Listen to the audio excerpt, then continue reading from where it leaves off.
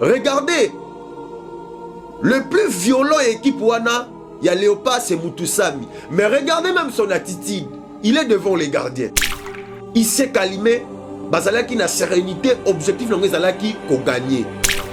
C'est bien toujours qu'on reconnaître que sur l'ère des G, on n'a pas eu de temps, il y a qu'on produit G à Kitoko. Un carton rouge, il y a Cédric Bakam. Déjà, Berrer, il y a arbitrage et le cas qui est belé. Et l'arbitre central, Azak Ozela, juste de touche, à Tombola, draplé na Yohan. Les gardiens a sali simulation. Et ça carton, oh, il fallait pas payer ça. Yango, na gardien à Mauritanie, pour à sali simulation à Nato Koloba. Parce que en termes de palmarès en Afrique, Afrique Mobimba. Après l'Égypte, c'est la République démocratique du Congo.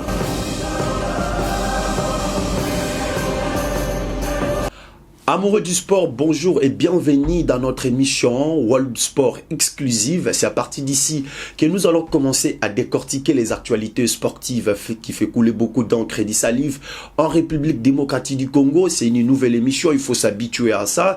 Je sais que vous êtes en train de nous suivre de partout là où vous êtes, mais il faut toujours nous envoyer vos messages, il faut toujours s'abonner massivement parce que c'est une nouvelle émission que vous allez commencer à suivre du lundi jusqu'à vendredi parce que c'est une émission exclusive sport. C'est ici que nous allons commencer à décortiquer les actualités sportives sur C. Aujourd'hui, nous allons parler d'abord de l'arrivée de Kabulo Mwana Kabulo, François, autrement dit VFF, à la tête du ministère du Sport. Et nous allons encore parler de la double confrontation entre la Mauritanie et la République démocratique du Congo, troisième journée et quatrième journée des éliminatoires de la Coupe d'Afrique Côte d'Ivoire 2024. Nous allons essayer au moins de décortiquer cette rencontre. Qu'est-ce qui a marché ou qu'est-ce qui n'a pas marché? Quelle a été l'organisation que la fédération et le ministère des Sports ils ont réussi de mettre en place pour obtenir au moins un point à l'extérieur. Aujourd'hui, la République démocratique du Congo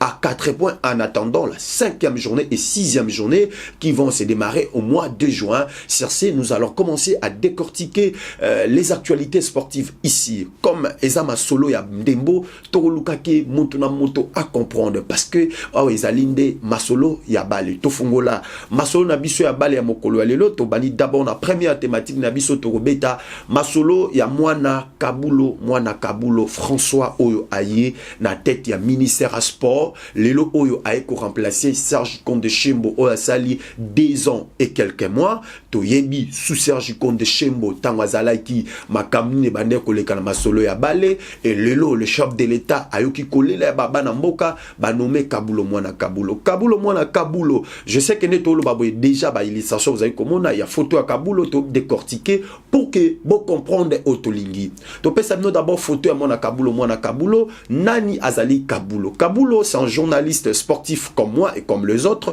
Azali confrère. Oh, ya pelekisi tane mo bimba na kati ya profession. Azali beaucoup plus basé journaliste célèbre ya Bale. Oh, mokil mo bimba toyebi. Mais le chef de l'État a payé mission pour à diriger Bale à Congo. Kabulo a commis nouveau ministre ya Bale à Congo. Ba noma qui est déjà le 24 au bisono toyebi. Après seulement après seulement la rencontre il y a RDC Mauritanie ne Kabulo Azalaki nommé Kabulo Aye Asali remise et reprise na Serge Konde Chembo au Serge Konde Chembo accueilli Kabulo Aye ko remplacer tant Kabulo Aye na ambition oyo eza clair, c'est-à-dire quoi, il faut d'abord Abanda ko récupérer dossier Stade des Martyrs. Au Stade des Martyrs, toyebi que le gouvernement central a décaissé ba millions oya tchaki na disposition ya Serge Konde Chembo et lelo oyo ba millions wana toyebi niveau ni Stade des Martyrs eza Kabulo Mwana Kabulo a un moment oyo il faut entamer encore ba démarche pour que Stade Tata Raphaël ezala bongo réhabilité Stade Tata Raphaël ezonga bongo na ba norme pour bientôt awa ezali bongo masolo ya GA francophonie. Pour ma solo ya GA francophonie et betama na Congo. Pour GA francophonie et salama na Congo, il faut d'abord tozala na ba installation ya bien oyo ba discipline ba athlète ba ko pratiquer ba discipline na bango.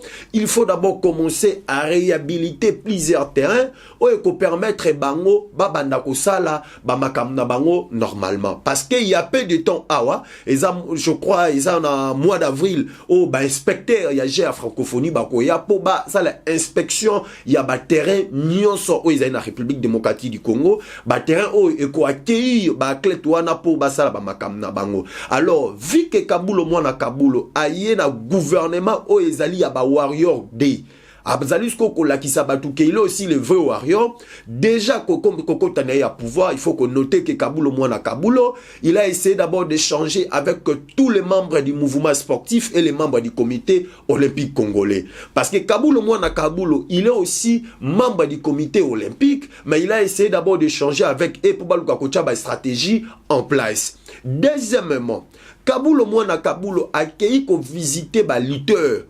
Oh, bazala ki bongo na séminaire na bango na niveau ya Stade des Martyrs. Kabulo mwana Kabulo a visité bango comme étant ministre ya sport. Et koya ya Kabulo ezali koya moko très significatif. Oh, échanger même ba donner et belé na kati ya football ya mboka o. Faut to reconnaître yango. Tout le monde qui na fait kolita ba problème ezala ki fédération d'élite et associés. Ba problème ezala ki fait kolita ezala ki na ba makambo ebele, bazala ki na problème ya ko reconnaître ba misusu, mais Kabulo Mwana Kabulo, le nouveau ministre des Sports, Excellence Kabulo Mwana Kabulo Tangwaye, a pensé directement, il fallait maintenant qu'on soit ba structure wala nso ko fandi sabango ko luka solution. Et solution yango ezala ki nini? Alelo oyo mwana mboka Kabulo mwana Kabulo à côté ici kinya na kati ya fédération wana pe asololi na bango atalisi bango ba avantage alobi que j'ai à francophonie ezali koya première médaille d'or médaille d'or oyo Congo ko gagner pour la toute première fois il fait outa na lit nyonso wana ezali sérénité oyo l'excellence Kabulo mwana Kabulo a tué en place mais comme vision na ezali clair que il fallait redorer encore image ya football Congo image ya football congolais Kabulo mwana Kabulo comme étant un vrai warrior azo alembité afandaki abengisi bongo lisusu président membre ya fédération congolaise de football association oyo basololaki na stratégie oyo basololi na Kabulo sujet za kebele il faut d'abord championnat national ezonga et puis basololi lisusu concernant élimination éliminatoire les éliminatoires de la Coupe d'Afrique Côte d'Ivoire 2024 solo libongo po luka stratégie ni bakoko tcha na place po sauver football congolais et déjà na mois etikali dans quelques jours déjà le championnat national va reprendre la championnat national va reprendre. Cela démontre que Kabulo mwana Kabulo, il est venu au moment opportun pour sauver le football congolais. Lelo Oyotoyebi, championnat national, il y avait des problèmes partout et il est en train de se battre Makambu, Ezo Salama, normal. Nayango asuka ki karawanate parce que ezali na basango ebele fo batwebele balinga masano, il faut pas comprendre. Na cadre toujours il y a ma préparation à GA francophonie je crois bon mon a image comment est-ce que Kabulo mwana Kabulo malgré il n'était pas là c'était hier au niveau du Stade des Martyrs de la Pentecôte Kabulo mwana Kabulo empêché au yazalaki bon na niveau ya primati bazalaki na ba séance ba travail ebele na premier ministre na ba collègue naye Kabulo mwana Kabulo azalaki bongo représenté par le secrétaire général au sport o yazalaki wana accompagné qui délégation ya ba gestionnaire ya ba Stade des Martyrs ba membre de son cabinet basalaki bongo inspection ya Stade des Martyrs pour la deuxième fois. C'est-à-dire, visiter Stade des Martyrs Mobimba. Parce que Stade des Martyrs est en pleine réhabilitation. Oyo ezali ko salama. Vu que vision et ezali que Stade des Martyrs est à la reconnu, est à la homologué par la CAF. Na ba moyen oyo gouvernement congolais Anchaki en place, Kabulo mwana Kabulo, Yazalaki te Mazalaki représenté et pas ya secrétaire général au sport, mais ba saliaki ba visite wana, ba sali visite à Stade des Martyrs, ba visiter ba vestiaire à Stade des Martyrs, ba visiter ba local nyonso o eza na niveau ya Stade des Martyrs, ba tali ba locataire ba luaka wana et puis ba bimaki bongo na Stade des Martyrs na bisika ya terrain ya football, ba bimaki suko na terrain ya annexe, ba tali ba makambu ndenge nini ezali kobetama, ba tali bongo terrain ya basketball o boku mona wana, ba kendaki na terrain ya basketball, ba sali ba visite na bango, ba sali ne makambo ezo salama wana bomona ndenge ba travaux eza ko salama na niveau ya Stade des Martyrs, ba travaux wana o Kabulo azali ko inspecter pour que kalamingite awa j'ai en francophonie. Il faut il faut esalama na République démocratique du Congo. Otoko yamba bato ya ndenge na ndenge bato bakoya bakoloba bato bakoya bakoso bato bakoya bakosala ba je ndenge na ndenge ba musique koza ba makambo ebele ezali kosangisa bato wana. Na yango zo senga photo zala na ba installation ya makasi. Surtout biso na terme ya football, na terme ya sport, na matière ya sport, il faut tozala na ba installation ya bien. Wana boko mona ba kena niveau ya Stade des Martyrs, ba longa na stade ya volleyball, ya basketball, ba kebisika voler. Désormais, voler la RDC et kobeta malisusu na ciel ouvert. Wana komona ndaku wana ba bato bazo visiter, ndaku ezali bongo batongi ya voler, bisika voler ko banda ko betama. Na misala wana ezali ko salama, bisika voler ko banda ko betama, bisika handball terrain na yango déjà ezala na niveau ya Tata Raphaël oyo eza aussi pe en pleine réhabilitation ceux qui bobeti tout na stade ya Tata Raphaël je crois beaucoup mona ne misa yuza ko salama biso to ko ede bino bomona ba makambo wana nde ba biloko wana nde ezali ko salama nde ba sukaki wana te ba kendaki tina kati ya ba vestiaire ya ba arbitre ya ba joueur ya ba commissaire au match ya ba tutu ndenge bazali ko visiter wana bomona na bilili. Tout ça, ezali ba effort oyo Kabulo mwana Kabulo, mais le nouveau patron du sport congolais quand il est venu à l'obité non, il faut te sauver football en Mboka et Kende Liboso Batu va comprendre importance ya Congo donc en général. Wanezaki bongo thématique à Liboso tolobaki toko solo la nabino masolo o ezali consacré ya masolo ya ba visite ya Kabulo mwana Kabulo ne bozali komona ya bilili ba makambu ezali ko salama tufla mazo ya mbabatu espérons que ba makambu ekosimba sikoyo tozonga na dernière thématique na biso otoko beta bongo ezali que masolo ya éliminatoire ya Coupe d'Afrique, Côte d'Ivoire 2024. Oh, Tobetaki, Mauritanie, en aller-retour. Tobandaki, aller à en RDC. On a vu comment est-ce que cette rencontre a été organisée. Awa, Tosalaki, Toganyaki Bongo Mauritanie, si la marque de 3-1.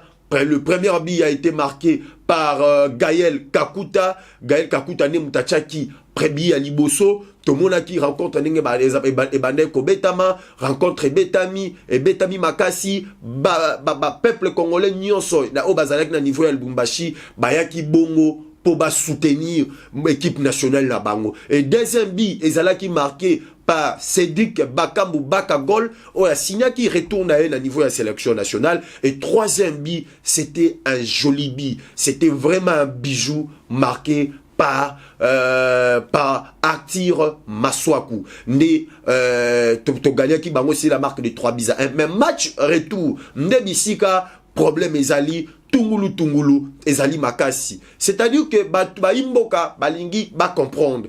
Qu'est-ce qui s'est passé réellement durant cette rencontre? Je sais que je peux vous laisser suivre seulement dans quelques minutes cette rencontre, le but de Cédric Bakambu et surtout rouge au Bapesaki Cédric Bakambu. Regardez. 28, oh là là, le deuxième jaune. Pourquoi? Attention, ouais, deuxième jaune là pour Bakambu. Oh, c'est pas possible. Oui, oh, non, c'est pas possible. Oui. Ouais, ça va devenir fou. Oh là là, qu'est-ce qu'il fait, Ali Abeid? Qu'est-ce qu'il fait? N'importe quoi. Il vient se mêler de ce qu'il ne regarde pas du tout. Mais pourquoi? Mais laissez-le tranquille. Il a le droit de parler à l'arbitre. Qu'est-ce que ça veut dire? Ils sont malades. Ah, mais ça a été, malheureusement, et on y reviendra forcément, tout au long du match, il y a eu quand même des gestes. Voilà, on a compris quelle a été l'organisation et la rencontre Rwanda. match retour na niveau ya Mauritanie. Match retour na niveau ya Mauritanie. Congo Tobandi Mauritanie bi. Et les gardiens de bi mauritaniens dans les vides Abeti Sedik Bakambu Pat. Je crois bon mon attend na oloba ba illustration zani Mupandi na Pat ndenga beti. Sedik Bakambu a marqué bi. Oh Johan pardon, le joueur en question il s'appelle encore comment, notre numéro 10 j'ai oublié, voilà, Théo Bongonda a récupéré ballon, a pexé, a continué un petit carré, pardon, un grand carré, a croisé ballon et Sedik Bakambu a coupé trajectoire à Tchebi. Mais vu que Bakambu Azalaki n'a soif que il faut tout enregistrer quand ça a 6 points, accueilli à Kene Kozwa balle. Et t'as là geste, il y a gardien on est à Mauritanie, à Beti Bakambu dans les vides. Et regardez l'attitude de l'arbitre. Tout kene malembe, on a bon pas na ralenti n'engezo kende. Regardez l'attitude de l'arbitre. Et ça action oyo, le gardien en question Azo mérita soit directement carton rouge. Parce que Bakambu a marqué, il part récupérer les ballons, directement il y a Kota Beti et Pat. Et le gardien en question, il mérite d'avoir un carton rouge. Maintenant, l'attitude d'arbitre, à Longoli, gardien on a Kene Mupandi, alors que le joueur congolais, Léopard, Bazalaki na esprit ya sérénité. Léopard Bazalaki na esprit ya sérénité. Oui, oui. Parce que ce qui Bazalaki na esprit ya sérénité. Mais peut-être bagarre il y a Bimawana. Regardez. Le plus violent équipe wana, il y a Léopard, c'est Mutusami. Mais regardez même son attitude. Il est devant les gardiens. Azotounae, mais qu'est-ce qui n'a pas marché? Ou qu'est-ce qui ne marche pas avec toi? Il s'est calmé. Bazalaki na sérénité, objectif non Bazalaki ko gagner. C'est bien toujours qu'on reconnaître que sur l'ère des G, on n'a pas eu de temps il y a qu'on produit G à Kitoko. Ou on a te reconnaître. Mais l'objectif, il y a RDC, il y a Léopard Nabi Bazalaki 6 points. Bazalaki serein sur l'ère des G. Objectif est qu'il faut bazoka 6 points. Tozo Masikoyo na carton rouge ya Sedik Bakambu. Déjà berère y arbitrage et le cas qui est belé. Batakle Moukoko Amale devant yé. Et l'arbitre central Azako Zela juste de touche à Tombola draplé na Yohana. Alors que c'est l'inacceptable. Tabatake liboso na yo, tu es l'arbitre central, c'est à vous de se décider. Mais tout le monde est kiwana. Et regardez maintenant carton rouge à Bakambu. Le gardien de bi mauritanais a récupéré ballon, Bakambu aye. Atie le Kolomazio était gardien de but, soit au bien action, au talent bien. Et le gardien a sali simulation. En réalité, carton o ba pesa ki Bakambu. Et ça carton o il fallait ba pesa yango na gardien à Mauritanie pour a sali simulation wana to koloba. Fallait ba pesa baba ki c'est lisusu carton jaune. Akomana, azwa deuxième carton jaune, azwa rouge. Mais le rouge de Bakambu, c'est l'inacceptable. Et regardez l'attitude de joueur ya Mauritanie. Bakambu a eu carton rouge. Et vu que Mauritanie, na arbitre wana déjà ba corrompa qui est déjà ba pesa qui est kanyaka na poche, c'est pour la toute première fois Bakambu joueur équipe adverse a eu rouge. Bah adversaire bah ba okangae pour a loban arbitre. Regardez ce qui s'est passé. Bota la ba image wana bien. Bazo kangaye a loban arbitre et l'autre côté. C'est l'inacceptable. La République démocratique du Congo mérite mieux. Nous méritons.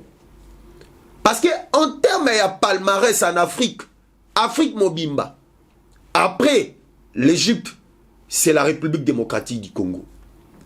En termes de palmarès, il y a des titres, il y a des clubs, il y a des Makambutu. Après l'Égypte, c'est la République démocratique du Congo. La deuxième fédération, où ils ont des titres et belé si l'échiquier continental. Nous méritons du respect. Il faut nous respecter.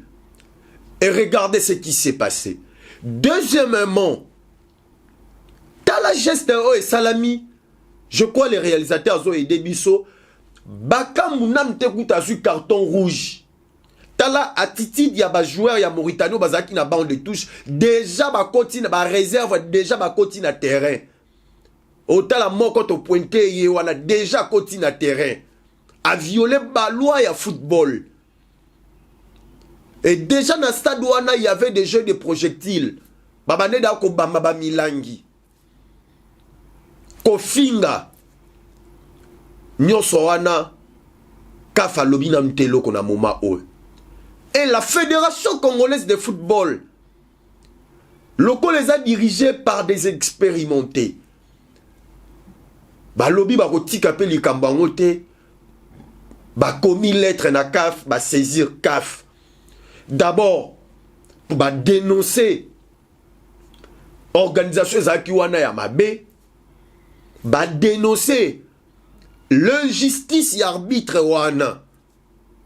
Parce qu'il était injuste. Abane ko privilégier un cas pour alia qui déjà mbongo, pour asala qui déjà makambunaye. Bravo à monsieur le secrétaire général de la Fédération congolaise de football association, monsieur Belge Sitantoile. Bravo à tous les membres de la Fédération congolaise de football. Parce que vous avez pensé à saisir la CAF. Tokozela makamni ne koleka. Mais Macho ebeta makipe na Lubumbashi, tomoni organisation ndengeni nezalaki.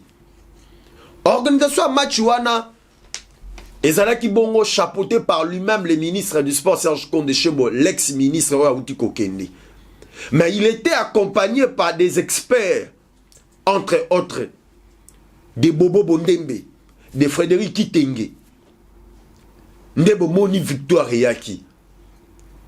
Botala même na stade. Tant que Léopard a été première binae face à la Mauritanie, face à Mauritanie ici en RDC dans le Lubumbashi, même le président sponsor à Mazembe, l'ancien gouverneur à Katanga, Moïse Katumbi Chapwe, il était content de l'organisation. À Sepeli, à Balouki, Atali na simamoni organisateur Bobo Bondembe a PCMbo talobi merci pour l'organisation. Tout le monde qui peuple congolais nous sommes à stade wana à Sepeli, Bayambani, c'est ça ce que nous voulons. Bale Mboka et Kendeli Bosso. Parce que la RDC mérite mieux. To cause la décision à CAF, ba makamunenge zali koleka, makamunenge zali ko salama, to cause la yango. Na basango ya libanda ya bajoueur baza kobeta libanda poto chité Nantes o équipe o ya Mutusami ba kebongo ba se qualifier ba kebeta finale ya Coupe de la France pour la deuxième fois. O Mutusami azali titulaire incontestable équipe wana je crois bomo na photo na tobimise Mupanzi sur le plan statistique. Sur le plan de la performance, Mutusami, il est au top. Azali Kobeta, bongo final ya coupe, ya France Tokolanda. Nous allons revenir ici pour essayer de décortiquer les actualités sportives. Mesdames et messieurs, très chers internautes, nous sommes arrivés à la fin de notre émission. Au Bouti Kolanda, World Sport Exclusivité. C'est ici que nous allons commencer à parler du sport avec vous. N'hésitez même pas de s'abonner massivement. Yo lingaka bale, yo lingaka montopi, yo lingi oyeba masango ya bale ya mboka. S'abonner na chaîne Nabiso Oyo. Sport World Exclusive. Okorate et l'autre côté. Tokobanda opé sabino ba les à côté ya match. Ba avant match, après match, ba interview, ba reportage à ma case, vous allez commencer à les suivre. Merci beaucoup à vous parce que vous étiez là. S'abonnez-vous massivement parce que awande boko banda ko yoka ba masolo ya bale. Boko découvrir ba joueur congolais ba beta na étranger ba statistique na bango ba performance na bango ni nezo simbate boko ye bango awa pe ba sango ya mboka boko ye bango a to permettre no boye ba yango. Au revoir.